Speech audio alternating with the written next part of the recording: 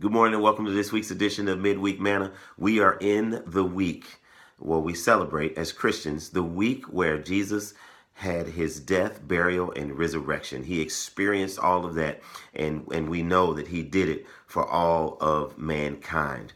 So here we are in this week, and I pray that it's a commemorative week for you, so that you truly understand that had Jesus not done what he had came here to do, that he was sent by his Father to do, you nor myself would be here today.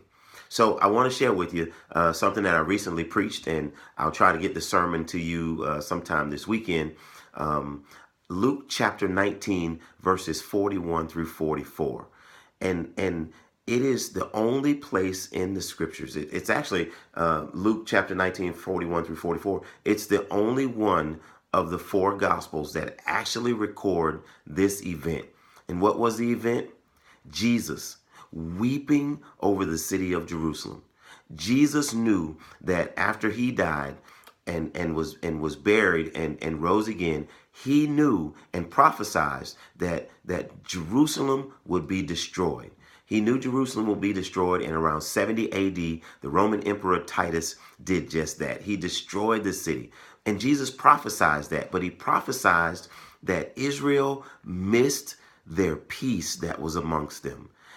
Israel missed their day of visitation from the Lord himself, who was Jesus, God in the flesh. Now I want you to think about it. Jesus is on his way to Jerusalem, and he weeps for the city. He weeps because of what's going to happen. But he also, throughout the scripture, already knew that he was going to die for the whole world. So that really meant that he had us on our mind too. He had us in our hearts, on his heart rather. He had us in his sights.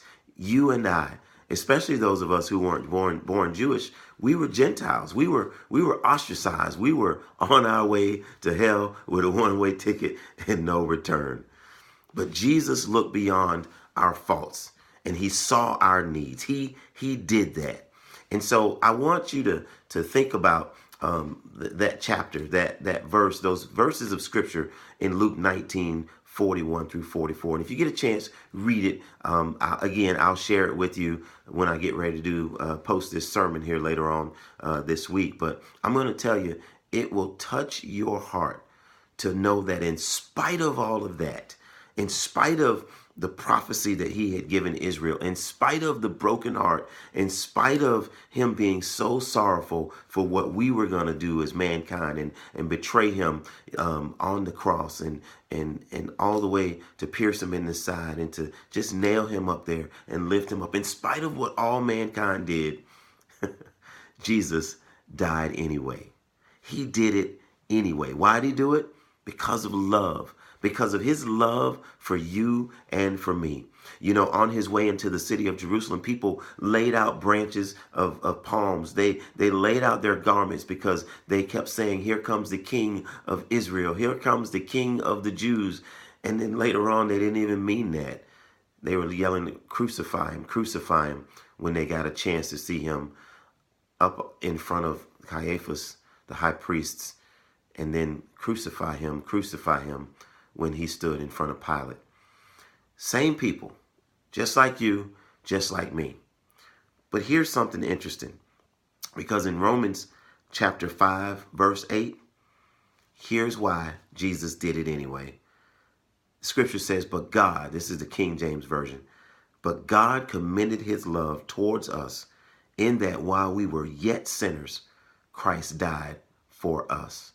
In that while we were yet sinners, deep in sin, stuck in sin, engrossed in sin, some of us still trying to flirt with sin.